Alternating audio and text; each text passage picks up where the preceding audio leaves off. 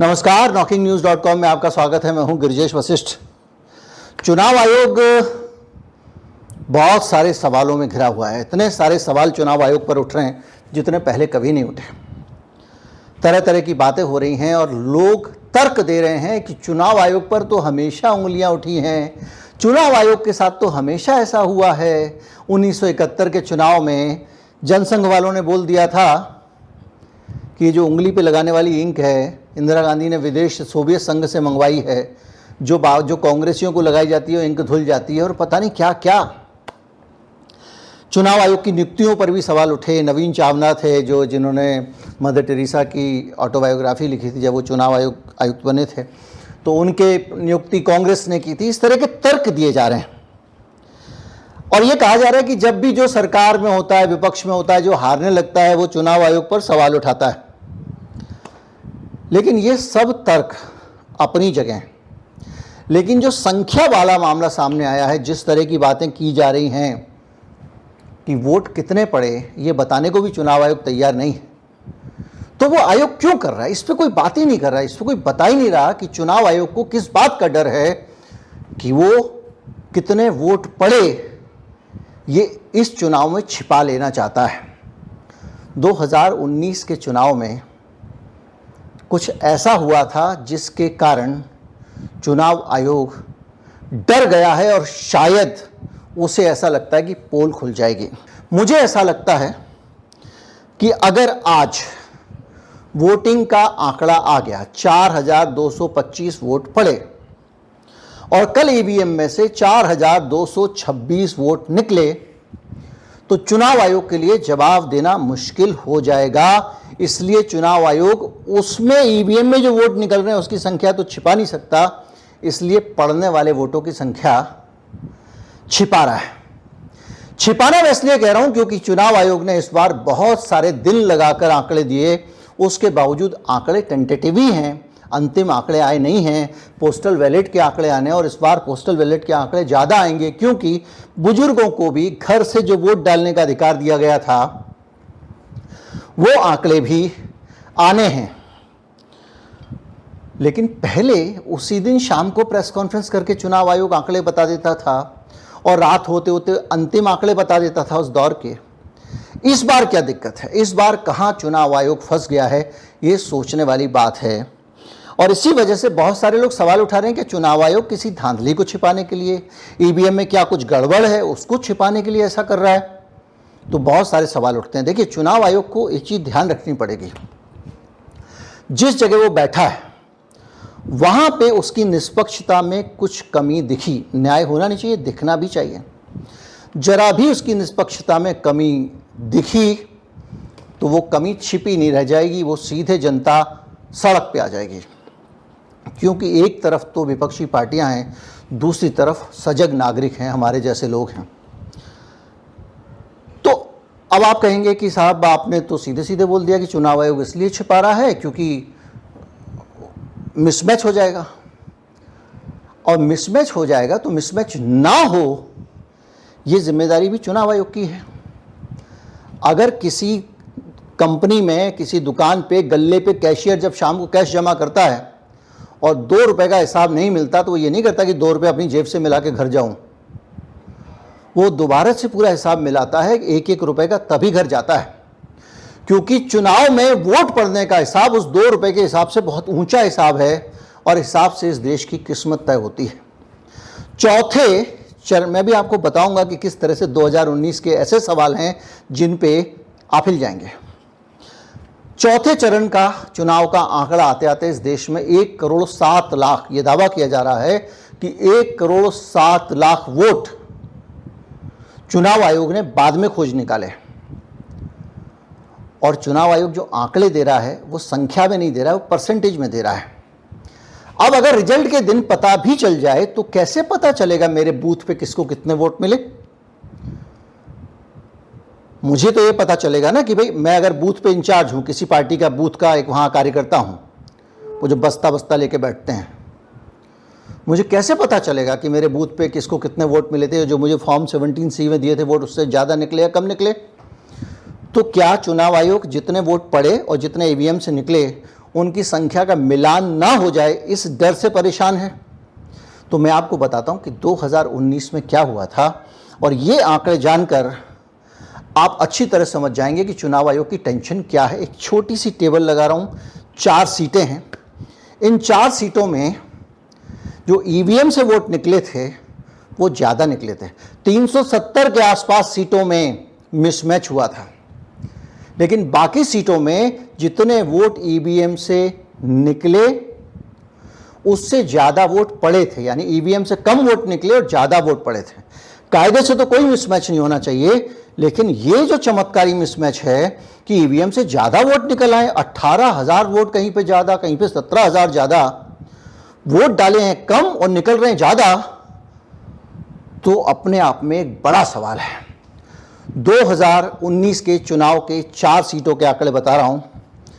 कांचीपुरम तमिलनाडु में ईवीएम ने 12,14,000 वोट वहां पर डाले गए थे। ईवीएम के अंदर से जब 12,14,000 वोट पड़े थे, 12,32,000 वोट निकल आए, 12,32,417, तो 18,331 वोट ज़्यादा निकले कांचीपुरम से। धर्मपुरी तमिलनाडु 12,12,000 वोट कुल निकले, जबकि पड़े थे वोट 11,94,000, मतलब राउंड ऑफ में मैं टेबल लगा दे रहा हूं संख्या, लेकिन 17,871 वोट ज़्यादा निकल आए मशीन से, ईवीएम मशीन से। वोट डाले ज़्यादा निकले ज़्यादा, निकले वोट डाले कम निकल आए ज़्यादा। इधर से आलू डालो उधर से सोना निकालो। ईवीएम चमत्कारी मशीन नहीं हो गई। अब जब ईवीएम पे बहुत सारा सवाल उठ रहा है, कोई सुनने को तैयार नहीं। सुप्रीम कोर्ट में भी जो लोग गए वो कुछ अलग टाइप के लॉजिक लेके गए थे, इसलिए उनके लॉजिक सुने नहीं गए। तो फिर से सवाल खड़ा ना हो जाए कि भैया ईवीएम के अंदर भी वोट बनाती है क्या? आपकी मशीन तो फुल प्रूफ है, हमारी चेक है, हम 100 चीज़ें हैं ईवीएम को लेकर। FAQ पढ़ लेंगे आप तो कहेंगे दुनिया की सबसे सच्ची मशीन है। तो ज़्यादा वोट कैसे निकल आए? इसी तरह से श्री पेरम्बदूर में भी तमिलनाडु में यही हुआ था। 14,512 वोट ज़्यादा निकले थे। 13,88,666 वोट पड़े और 14,03,178 वोट निकल आए। मथुरा हेमा मालिनी जी की सीट 10,88,206 वोट डाले गए थे, निकल आए 10,98,112, 9,906 वोट एक्स्ट्रा। ये चारों जगह का आंकड़ा चुनाव आयोग का आंकड़ा है। इसी तरह से 370 से 373 कॉन्स्टिट्यूएंसीज के आंकड़े, 373 कॉन्स्टिट्यूएंसीज के आंकड़े निकले। कुछ खोजी पत्रकारों ने, जिनमें पूनम अग्रवाल भी थी, क्विंट के पत्रकार वगैरह ने ये सारा का सारा निकाला, और इन सारी चीज़ों को लेकर उन्होंने चुनाव आयोग से कहा ये बताओ। अच्छा, ये डेटा कहाँ से निकाला? चुनाव आयोग की साइट से निकाला। चुनाव आयोग ने जो डेटा अपने रखा हुआ है रिकॉर्ड में, वो तो अंतिम रिकॉर्ड है, वहाँ से निकाला और उसमें ये निकली है। जब ये निकला, ये मिसमैच निकला, तो चुनाव आयोग के हाथ के तोते फाख्ता हो गए। इन्होंने RTI में जवाब मारा, ये बताइए कि असली वाली संख्या कौन सी है? तो चुनाव आयोग ने क्या किया? चुनाव आयोग ने वेबसाइट से आंकड़े ही हटा दिए। बोले हम आंकड़े जब फाइनल पक्के हो जाएंगे तब डालेंगे, अभी तक नहीं आए। तो 2019 में ये जो चमत्कार हो रहा था ईवीएम से वोट ज्यादा और कम निकलने वाला,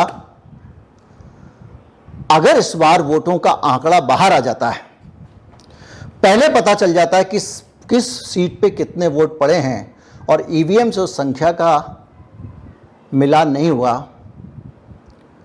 तो जीतेगा तो मोदी ही कहने वाले लोग फिर नहीं कह पाएंगे कि पहले तो आप ईवीएम को बोलते थे, चुनाव जीत गए तो ईवीएम सही है, हार गए तो गलत है। क्योंकि अब तो ये होगा कि भैया 19 में भी हुआ ऐसा, इस बारे में कोई अभी तक कोई क्लियर स्पष्टीकरण नहीं है। और ये जो है ये खबर 2 अप्रैल 2024 तक, 2 अप्रैल 2024 को अपडेट हुई द क्विंट पे। उस तारीख तक चुनाव आयोग इन अचानक हवा में पैदा हो गए वोट और हवा में गायब हो गए वोटों का कोई हिसाब किताब नहीं दे पाया है। जब ये हिसाब किताब आपसे मांगा जाएगा तो राजीव कुमार जी दिक्कतें खड़ी हो जाएंगी। तो इसलिए वो इस डाटा को छिपा रहे हैं। लेकिन क्या वो डाटा को छिपा सकते हैं? उन्होंने जाके बोल दिया है। हाँ, एक चीज़ और, अब ये डाटा जो बढ़ गया 1,07,00,000, इसका कुछ बुद्धिमान लोगों ने हिसाब किताब लगाया। एनडीटीवी बेचने के बाद प्रणय रॉय ने एक नई कंपनी शुरू की है, नाम है डिकोडर। डाटा वाटा का सब निकालते रहते हैं। एक आदमी की जो आदत पड़ जाती है ना जर्नलिज्म की, वो छूटती नहीं है। कंपनी बिक गई, कोई बात नहीं। तो डिकोडर में अनिंदो आप जानते होंगे, जो वहाँ पर एनडीटीवी में एंकर भी होते थे, उन्होंने एक ट्वीट किया है। अनिंदो ने अपने ट्विटर पे एक छोटा सा हिसाब पोस्ट किया है जो अच्छी तरह बता सकता है कि बीजेपी को इस पूरे खेल से कितना गेन हो सकता है अगर इतने वोट एडिशनल जुड़ जाते हैं। वो बताते हैं 97 करोड़ लोग इस देश में वैध मतदाता है, मतलब जिनको वोट डालने का अधिकार है, उसमें से 2/3 64 करोड़ लोगों ने अपना वोट काटा है। अगर इस टर्नआउट में 1 करोड़ वोट जुड़ जाते हैं, 1 करोड़ 7 लाख की बात हो रही है, जुड़ गए हैं, तो टोटल 1.6% वोट एक्स्ट्रा होंगे जितने वोट पड़े हैं उससे। और ये जुड़ेगा जो इंटरेक्टिव स्लाइडर है उनका एक इंटरेक्टिव स्लाइडर है जिसके ज़रिए वो वोटों का जो पैटर्न है, ट्रेंड है, उसको रजिस्टर करते रहते हैं। द डिकोडर है। उसके हिसाब से बीजेपी के खाते में एनडीए के खाते में 2% एडिशन हो जाएगा वोटों का, जो 384 सीटों पर ले जाएगा एनडीए को। ये जो 1 करोड़ वोट एक्स्ट्रा कहीं से आ गए, इसको आप समझ रहे हैं कहीं से आ गए होंगे, ये सिर्फ एक्स्ट्रा नहीं आ गए हैं, इसका कैलकुलेशन है। इसके एक्स्ट्रा आने से क्या हो सकता है, इसका इन्होंने अनुमान लगाया है। अब आप प्रणय रॉय की स्किल्स पे सवाल नहीं उठा सकते, अनिंदो की स्किल्स पे भी सवाल नहीं उठा सकते। और चुनाव आयोग कह रहा है कि कुछ लाख का ही अंतर है, लेकिन डाटा बताने को तैयार नहीं है, परसेंटेज में बात कर रहा है। और कांग्रेस ने एक आरोप लगाया है कि ये जो बढ़ा है, स्पाइक आया है, यानी जिन जिन जगहों पर मतदान शुरू में कम था और बाद में बढ़ गया, इतने दिन तक डेटा रोक के रखा चुनाव आयोग ने उसके बाद, तो ये वो जगह हैं जहां भारतीय जनता पार्टी कमज़ोर थी। यानी जहां बीजेपी कमज़ोर थी उन जगहों पर वोटिंग परसेंटेज बढ़ा है। ये कांग्रेस का आरोप है, उन्होंने बयान दिया है, अखबारों में प्रकाशित हुआ है। अब चुनाव आयोग का जवाब सुनिए। वो एकदम जिसको कहते हैं ना अपनी पे उतर आया है, नहीं देंगे डेटा। सुप्रीम कोर्ट में उनका वकील कहता है कि हमारी जिम्मेदारी नहीं है, कानून के हिसाब से ज़रूरी नहीं है कि हम आपको डेटा बताएं। तो भैया संविधान के हिसाब से जो फॉर्म 17C में आप लिख के देते हो कि इतने वोट पड़े, इतने वोट पड़े, ये वोट पड़े, ये क्या है? और इसमें दिक्कत की क्या बात है? आपके पास वो डेटा है। अब ये तो नहीं कह सकते कि आपके पास डेटा नहीं है। आप कहते हो कि नहीं, हमारी कोई कानून में कोई ऐसा प्रावधान नहीं है जिसके आधार पे हमारी जिम्मेदारी है कि हम डेटा अपलोड करें। अरे भैया, आपका फॉर्म 17 कानून का फॉर्म है ना, वो गैर कानूनी तो नहीं फॉर्म, उसमें तो सारा डेटा है। तो आप वो फॉर्म 17 का डेटा दे दीजिए। अब कानून ये तो नहीं कहेगा, ये तो ऑफिशियल फॉर्म है, ये कोई प्राइवेट फॉर्म तो नहीं है ना, इलेक्शन कमीशन का फॉर्म है। तो इलेक्शन कमीशन का फॉर्म अगर ये डेटा देता है जिसमें काउंटिंग का डेटा भी दिया जाता है, वो भी कोई प्रावधान नहीं है। वो तो लगा है कि counting, votes counted, votes polled, दोनों चीजें हैं। तो आप दोनों चीजें दे दीजिए। अब नहीं देते, अब हमें भगवान के पास जाना पड़ेगा, क्योंकि भगवान तो साक्षात है यहां। मोदी जी ने कह दिया है कि भगवान ने उन्होंने यहां भेजा है। जैसे 17C में आप डाटा दे रहे हो, तो डाटा ही तो दे रहे हो, वही डाटा तो देश के लोगों को आपको देना है। और चुनाव आयोग को तो ज़्यादा से ज़्यादा ट्रांसपेरेंट होना चाहिए। उसकी जगह आप ये काम क्यों कर रहे हो? अच्छा, चुनाव आयोग ने भी वो सीख लिया है मोदी जी वाला स्टाइल। सब जगह वो इकोसिस्टम के लोग हैं, बहुत सारे आरएसएस के इकोसिस्टम के सेम लॉजिक चलते हैं। एक वो जस्टिस साहब अभी कोलकाता से रिटायर होते ही बोले, मैं तो जन्म से आरएसएस का आदमी हूँ और आज भी आरएसएस का हूँ। तो राजीव कुमार वही एक वो दे रहे हैं कि ये जैसे कोई मोदी जी पर आरोप लगाए, मोदी विरोधी है, मास्टरनी पकड़ ले नकल करते हुए, ये मास्टरनी तो मुझसे चिढ़ती है।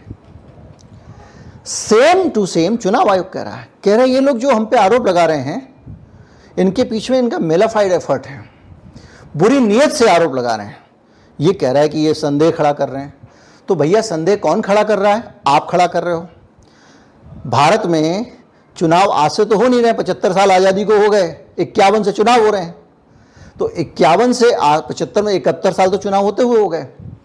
तो 71 सालों में चुनाव आयोग सबको बता रहा था कि कितने वोट पड़े हैं। अब आप अचानक कह रहे हो कि ये चुनाव आयोग का कोई जरूरी नहीं है कि चुनाव आयोग बताए, हमारी कोई कानूनी बाइंडिंग नहीं है कि हम बताएं, बाध्य नहीं है हम कानूनी रूप से। आज कह रहे हो आप, क्यों कह रहे हो? तो जब आप ऐसे कहोगे तो संदेह खड़ा नहीं होगा। और आपका रिकॉर्ड ये है कि 19 में पिछले चुनाव में जब मोदी जी दूसरी बार जीते थे, आपकी ईवीएम से ज़्यादा वोट निकल रहे थे, लोगों ने कम वोट डाले थे आप ही की वेबसाइट के आंकड़ों के हिसाब से। इन चीज़ों का मतलब क्या है? क्या संदेह कौन पैदा कर रहा है? आपकी कारणों से, आपकी हरकतों से संदेह पैदा हो रहा है। क्या आप चाहते हो लोग आंख बंद करके बैठ जाएं? जादूगर का जो पिटारा होता है उसकी जगह एक की जगह 4 खरगोश निकाल दो लोग, हाँ भाई 4 ही खरगोश डाले होंगे आपने। तो ये एक बड़ा सवाल है, ये जो डाटा जिसको लोग अभी आपके सामने लेके नहीं आ रहे हैं। और जब लोग लेके नहीं आते हैं तो इसका फायदा मिलता है गलत लोगों को।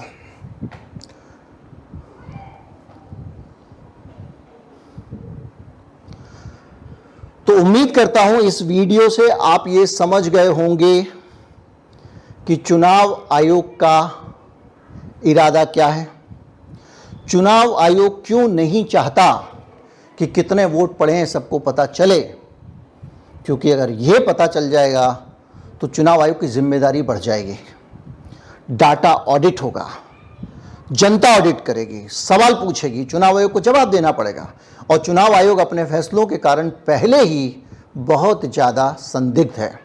पहले तो चुनाव आयोग की जो चुनाव आयोग चुनने की प्रक्रिया, उसको लेकर सवाल उठे, जिसको सरकार ने कानून लाके बदल दिया। एक चुनाव आयुक्त अचानक इस्तीफा दे देते हैं, उनकी जगह फिर एक पहले से नहीं होते हैं, 2 नई एंट्री होती है, एक बढ़िया, और तीनों लोग जो है वो वहीं से आते हैं केंद्र सरकार में, क्योंकि नियम बना दिया है, मोदी जी और एक कैबिनेट मंत्री होगा और एक विपक्ष का नेता होगा। तो उस 3 के कोरम में, और वो विपक्षी नेता को डिसेंट भी दर्ज करने का, जो उसकी असहमति दर्ज करने का भी मौका नहीं दिया गया है। अब वो 3 लोग आ जाते हैं, 3 लोग आने के बाद बड़ी बड़ी बातें करते हैं। उनके बाद जिस दिन से चुनाव प्रचार हो रहा है, प्रधानमंत्री जी, उनकी पार्टी के लोग जितना ज़्यादा सांप्रदायिक बातें कर सकते हैं, हिंदू मुसलमान कर सकते हैं, मंदिर मस्जिद कर सकते हैं, घुसपैठिए बोल सकते हैं, ज़्यादा बच्चे पैदा करने वाला बोल सकते हैं, बोल रहे हैं। और ये त्रिमूर्ति जो हैं, ये लगातार सोशल मीडिया पेन पे हम लोग चुपचाप बैठे हुए हैं। इनकी तो वो इज्जत होनी चाहिए। टीएन शेषन को याद कीजिए कि सभी पार्टियां कहें भाई ये कह देंगे तो सही होगा, लेकिन आप सोचिए लोग कह दे रहे हैं कि भाई ये तो बीजेपी की बी टीम है, लेकिन ये नहीं कहना चाहिए। चुनाव आयोग एक अच्छी संवैधानिक संस्था है जिसकी पे हमको ध्यान देना पड़ेगा। और अगर आप ये साथ नहीं देते हो तो आपके ऊपर संदेह के बादल रहेंगे, पहली चीज़। दूसरा, इसके अलावा नोटिस वाला मैंने आपको बताया, मोदी जी सांप्रदायिक बयान दे रहे हैं, चुनाव आयोग उनको कुछ नहीं बोल रहा है, नोटिस भेजता है। और साथ में ये ध्यान रखता है कि एक नोटिस, मोदी जी को नोटिस भेजना है तो साथ में राहुल गांधी को भी एक नोटिस भेज दिया जाए। बैलेंस कर रहे हैं। और उस नोटिस में भी नोटिस दोनों मोदी जी को नहीं भेजा जा रहा है, क्योंकि भारत के इतिहास में वो पहले प्रधानमंत्री बन जाते जो इस तरह की बातें कर रहे थे कि आरक्षण छीन के, ये करके ज़्यादा बच्चे पैदा करने वालों को दे देंगे, ये सब बातें बोल रहे थे ना, घुसपैठियों को दे देंगे। तो उसका अभी ये आया कि वो संसद में घुस जाएंगे, पता नहीं क्या क्या कुछ भी बोल रहे हैं। इसके बावजूद चुनाव आयोग पार्टी अध्यक्ष को, नड्डा साहब को नोटिस भेज रहा है। अपने स्टार प्रचारकों को समझाइए, अच्छी भाषा का इस्तेमाल करें, ताकि कहीं रिकॉर्ड में आए ही नहीं कि मोदी जी ने किया है। लेकिन रिकॉर्ड चुनाव आयोग तुम रखो ना रखो, इतिहास में दर्ज हो रहा है। पहला प्रधानमंत्री, और पहले प्रधानमंत्री से भी ज़्यादा पहला चुनाव आयोग जो ये सब करने पर उतारू है। ईवीएम को लेकर दुनिया भर में डिस्कशन हो रहा है। आप ये मत सोचिए कि भारत में ईवीएम को सुप्रीम कोर्ट कुछ कह देगा तो बात नहीं होगी।